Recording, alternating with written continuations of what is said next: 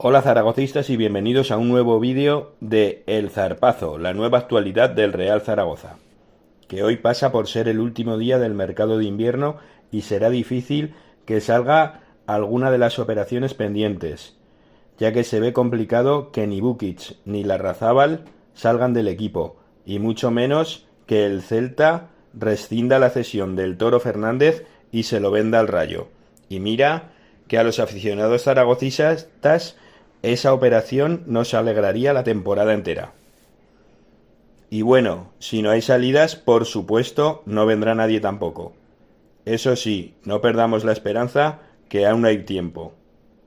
Si te ha gustado el vídeo, dale like, compártelo, coméntalo y suscríbete al canal. Síguenos en redes sociales o ponte en contacto con nosotros. Aupa Real Zaragoza y nos vemos en el próximo vídeo.